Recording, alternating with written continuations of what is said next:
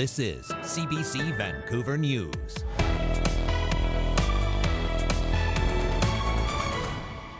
How beautiful they were. Two of the nicest people you've ever come across. Friends remember the couple killed in an apparent murder-suicide in Maple Ridge over what police are calling a neighborhood dispute. Also, this is going to have a significant impact on British Columbia. British Columbia is the second largest exporter of softwood in the entire world. unjustified and punitive. That's how BC's forestry sector is describing the U.S. government's latest tariffs on Canadian softwood lumber. And seems to me that we're losing more spaces than we're gaining. why some organizations are upset. A motion focused on supporting the growth of arts and culture in Vancouver is back to the drawing board. Hello, thanks for joining us. I'm Janella Hamilton. We're learning more tonight about the couple killed in Maple Ridge home this week. The deaths follow what police are calling a neighborhood dispute with a man who is also dead of an apparent suicide. Yasmin Renea spoke with the longtime friends of the victims. Bruce Richards and Roxanne Davidson are the victims of the violent incident in this quiet neighborhood in Maple Ridge. They were a retired couple in their 60s, found dead in their home Wednesday along with their dog, their car set on fire. The incident shocking longtime friend Daryl Lucas. I couldn't even speak. I lost words. He first met Richards in the 80s and Davidson after that. Just beautiful people. That's really what I would like to talk about is how beautiful they were. Two of the nicest people you've ever come across. Together for decades, they had several children and grandchildren. They've got a beautiful family and friends that are hurting. It's just mind-boggling to this day. I just don't know. And I can't imagine the grief the family's going through right now. Richards was a teacher and Davidson had worked at a bank. They were enjoying retirement. It's not supposed to happen to these people like that. They're supposed to live another 30 years, traveling the world like they were doing those fun things, outdoor stuff. That's what they were supposed to have. And tragically, it's not going to happen. Police say their deaths are the result of a neighborhood dispute. They say the suspect in the case, who lived across the street, died of an apparent suicide. Neighbors tell CBC News the couple and the suspect had been feuding for years over issues like street parking, backyard fires, and the couple's dog. He was antagonizing them. It's been going on for quite a long time. Police were called to the neighborhood hours before the killings, but made no arrests. They have not released the suspect's name, but he's believed to be a man in his late 40s or early 50s. The couple's family is requesting privacy at this time. Yasmin Renea, CBC News, Vancouver. 3 women have been arrested in connection to an alleged stabbing that happened overnight in North Vancouver. Mounties say around 2:45 a.m. they responded to reports of a distraught woman near the Lonsdale Quay bus loop. When they arrived, they found a woman with what appeared to be injuries from an edged weapon. They later found 2 other women on the second floor above the bus loop. One had similar injuries. Police say the 3 women were involved in a dispute before the alleged assault. 2 of the 3 women were taken to the hospital, one with minor injuries and the other with serious injuries. Police say anyone with information should contact them.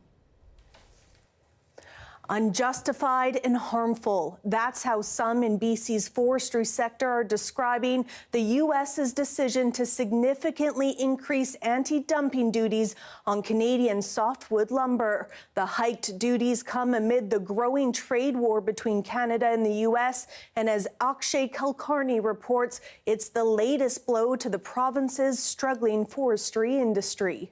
For BC's lumber industry, the hits just keep coming. Mills around the province have been closing in recent years. Thousands of jobs have been lost. And now, the U.S. Commerce Department has decided to raise anti-dumping duties on Canadian lumber. They will go up to 20.56%. When added with other incoming tariffs, lumber importers south of the border could be paying almost 35% in extra taxes, double what it was just a year ago. British Columbia is the second largest exporter of softwood in the entire world, second to Russia.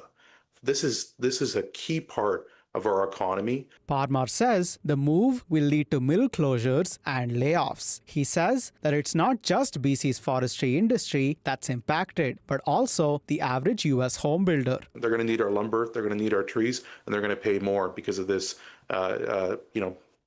dumb policy. The minister is calling for the federal government to prioritize softwood lumber in trade talks with U.S. President Donald Trump. That's a call that BC forestry groups are echoing. We have met with Minister LeBlanc and we've had productive discussions with him, and we were provided assurances that softwood lumber is a priority in their discussions with the U.S. Niquiday says that tariffs aren't the only thing on producers' minds, as Trump has announced a federal investigation into lumber imports, citing national security. There is also a Section 232 investigation that's sort of looming as well, and so it could have outsized impacts on the sector. Here in BC, forestry producers are calling for the province to make timber production more competitive and prevent jobs from being lost to the U.S. by cutting red tape and activating timber sales. If we can increase the harvest in British Columbia to get logs to mills in a way that is more similar to some of our historic levels, that will bring more than $300 million to the provincial government as well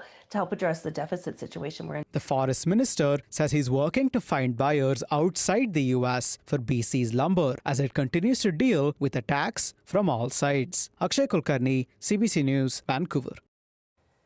The Canadian Union of Public Employees says about 10,000 Air Canada and Air Canada Rouge flight attendants could go on strike by mid-August. QP says members will cast ballots in a strike vote starting Monday. The union president says more than 90% of members have expressed support for the strike. It also says negotiations with the airline have stalled over issues including unpaid work, wage freezes, and the rising cost of living. Meanwhile, about 250 municipal workers with the District of Squamish have all voted in favor of going on strike. QP says their members deliver a wide range of services like water and wastewater treatment, children's programs and camps, facilities maintenance, and administrative and operations support for the RCMP. The union says it has met with the district 11 times since negotiations began last October, before talks broke down earlier this month. The key sticking points include wage increases and scheduling that allows for a better work-life balance. The District of Squamish says its most recent offer included general wage increases equal to those in much larger metro municipalities. Workers have been without a collective agreement since the end of December. Some arts and culture groups in Vancouver are upset. A city motion aimed at increasing funding and support for artists was struck down and reworded by the ABC Vancouver Majority Council. Tanushi Bhatnagar reports. I'm at the Beaumont Studios at Vancouver's Mount Pleasant, which hosts over 100 artists each year. While many artists say spaces like these are decreasing from the city's map, a recent motion at City Council asking for more support and funding was taken back to the drawing board. That we're losing more spaces than we're gaining, especially spaces like the Beaumont. Nearly 50 arts and culture groups spoke at City Council Wednesday in support of the motion, which asks staff to explore ways to increase funding through grants, taxes, and other strategies, allow empty spaces to be used for arts and culture, and ease the permitting process. We want foundational change in the way that the arts is funded. But in the meantime, there are so many spaces that we could make use of and that would all contribute to just a thriving artistic culture. It's also critical that we have spaces where artists can work in, where they can do their rehearsals, where they can create the art. The motion is based on findings from a committee made up of arts and culture professionals. One of the liaisons on the committee was Councillor Pete Fry, who introduced the motion. The other was Councillor Sarah Kirby-Young, who pushed for amendments, like taking it back to a roundtable working group and seeking funding alternatives from other levels of government. Fry says her amendments water down the original asks. It was grossly modified to meet a completely different objective, which I think was an insult to the folks who put a lot of work into it. These are volunteers. These are arts and culture practitioners in the city of Vancouver who are volunteering their time. Weren't allowed to respond, and they pushed through a completely new policy that was not supported or considered by the arts and culture community. Kirby Young, on the other hand, says she wanted to paint a realistic picture. As liaisons, it's our responsibility to work with the committees to bring motions forward where the city can make meaningful change, but we also recognize what we can and can't do. And we're not setting up false expectations, but we're looking at real ways that we can roll up our sleeves to actually support the sector when they need it. The motion will now be taken back to the table for more discussion. Summers says he hopes arts and culture organizations are part of those conversations. Tanushi Bhatnagar, CBC News, Vancouver. The debate over the future of the Vancouver Whitecaps has been reignited following comments from the MLS commissioner, who says the team's current home at BC Place is no longer a viable long-term solution. Saurabh Sandhu reports. For nearly 14 years, the Vancouver Whitecaps have called BC Place home, but that relationship may now be in troubled waters. The Vancouver Whitecaps need a new stadium. This week, the commissioner of the Major League Soccer expressed his frustration over scheduling conflicts at the venue that forced the Whitecaps to play a home playoff match in Portland last season. We get 17 days where we can play our games, and that's it. Right? We don't have any flexibility, including what happened with their playoff game last year. But BC Place is pushing back against some of those claims. In a statement, the stadium operator Pavco says it is a misrepresentation of how many days are made available to the organization. It says in addition to 17 regular season matches, on average 40+ days are made available each year for the Whitecaps to accommodate regular season matches and other qualifying competition. This comes as Vancouver gets set to host the FIFA World Cup next year. 7 of those matches will be played at BC Place Stadium, which Garber says would cause even more disruptions for the team. We have a stadium that we'll lose access to because of construction for the 2026 World Cup.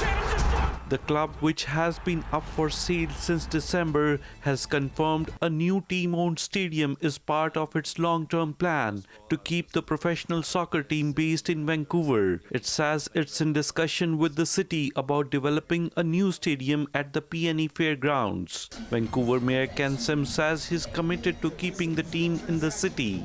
The province says it has not been formally asked to support a stadium project, but conversations have taken place with both the club and city officials. We want to make sure that the Whitecaps stay in British Columbia, not only for the reason of expanding sport and making sure that they're accessible for people, but also because they're an important economic driver. Meanwhile, Pavco says the stadium works closely with the club to ensure their matches and events are a scheduling priority, and it remains committed to supporting the club's growth and success now and into the future.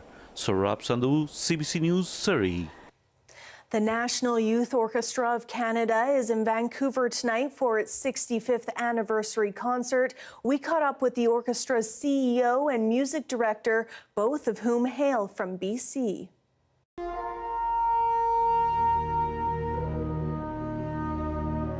We're here today at the Chen Centre in beautiful Vancouver to celebrate the 65th anniversary of NYO Canada, performing here with the orchestra, the 65th anniversary tour, conducted by Naomi Wu.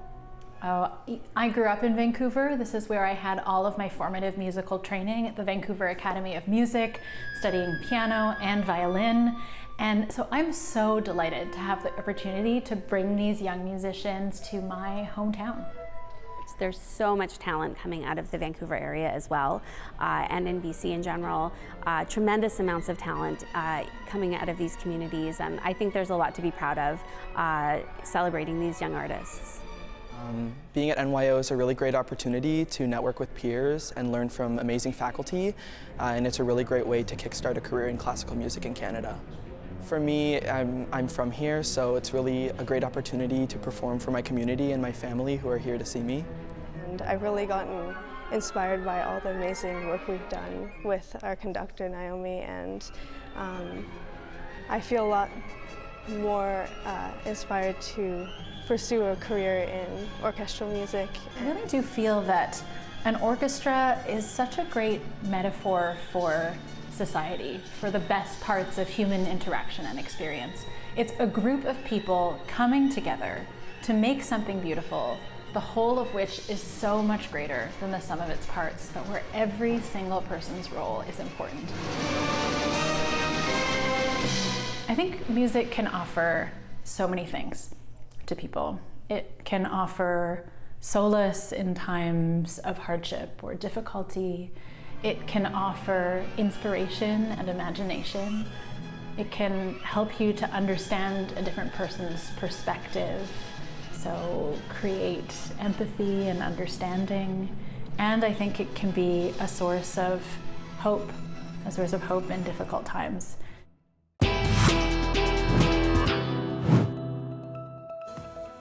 Still ahead, the wildfire that destroyed hundreds of homes and businesses in Jasper is now the second costliest fire event in Canadian history. That's next. Stay with us.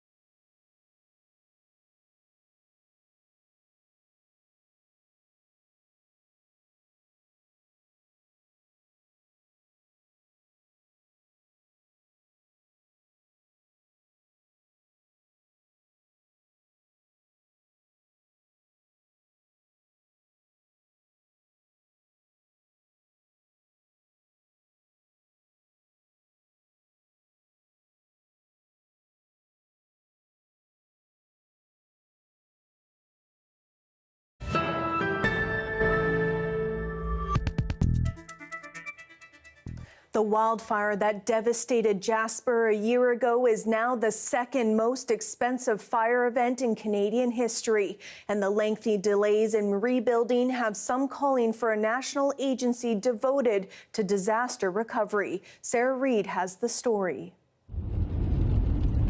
A year after a fire ripped through the town of Jasper, the devastation is still on full display.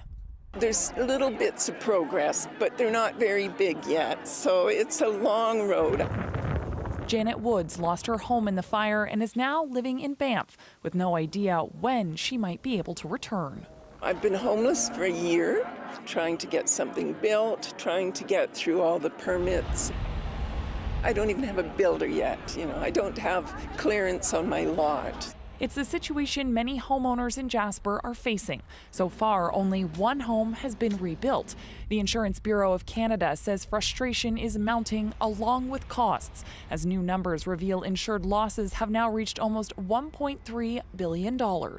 Jasper undertook or required a very unique debris removal process that was much more complex, much more costly, and much more time consuming. And most recently, there's a very complex soil remediation process. The agency also says only 15% of the nearly 360 homes that were destroyed have been approved to be rebuilt, partly due to permit delays, all of which need to be approved by Parks Canada. Parks Canada, they don't have expertise in helping a community recover. That's one key reason we're calling on the federal government to, look at other nations and adopt best practices. The IBC says as natural disasters continue to plague the country, Canada needs a national agency that can help guide communities in their recovery, adding we're the only country in the G7 that doesn't currently have one. The more we can instill best practices, the more we can leverage learnings from past events to guide our path forward, the better. And that's only going to be possible if we have a single agency. Despite the lengthy process and costs required to rebuild, Jasper residents have remained resilient. This is my home, so I've decided, no, I don't want to buy out. Yes, I need a new home. I need my home back. And loyal to the town, they hope one day will return to its former beauty. Sarah Reed, CBC News, Edmonton.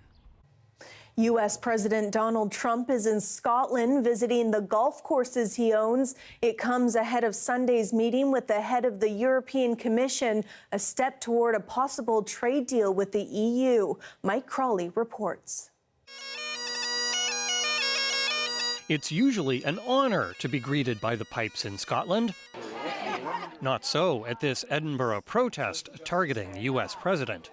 I'm very much against everything that Trump stands for and what he's doing in America. What Donald Trump is doing in Scotland to begin his 5-day visit is golfing. He spent Saturday on his course at the coastal village of Turnberry. The top work event on Trump's itinerary, a sit-down with Ursula von der Leyen, the European Commission president, as she confronts Trump's threat to hit the EU with across-the-board tariffs of 30% next Friday.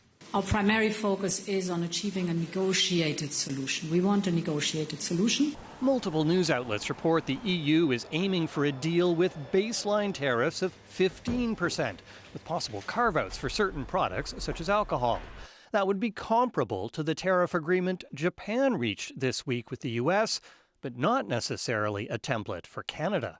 On a broad level, having some kind of across-the-board tariffs, I think, would be very difficult for Canada to accept, right? And it'll be very telling for Canada to see what happens with the EU deal, because the EU does have significant leverage. They do not need the U.S. After saying nothing publicly about trade talks with Canada for nearly 2 weeks, Trump is now downplaying the likelihood of a deal.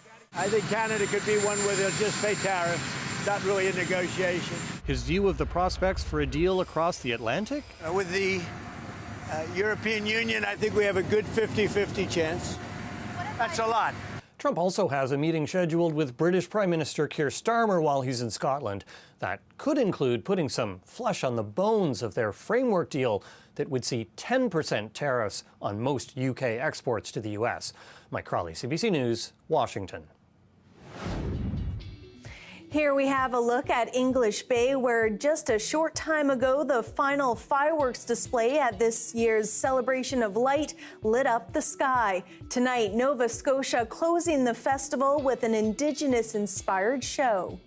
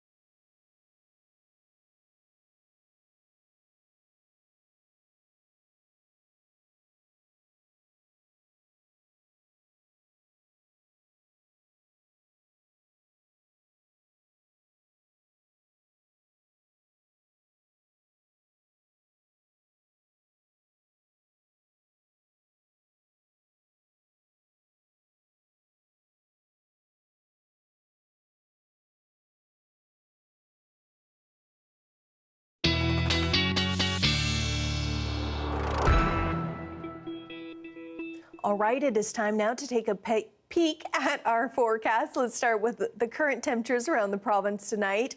9 degrees and clear in Fort St. John, a little more precipitation in Kelowna with the risk of thunderstorms overnight and a low of 15.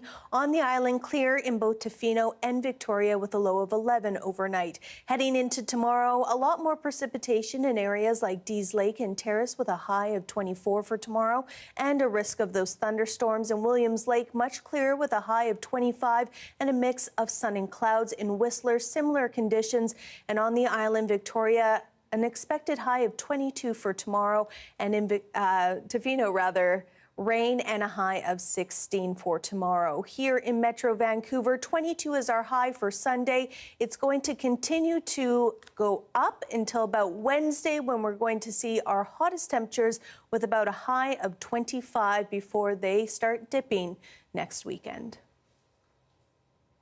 That is your late news for this Saturday. Thanks so much for watching. To keep up to date with all the latest news, visit our website at cbc.ca/bc.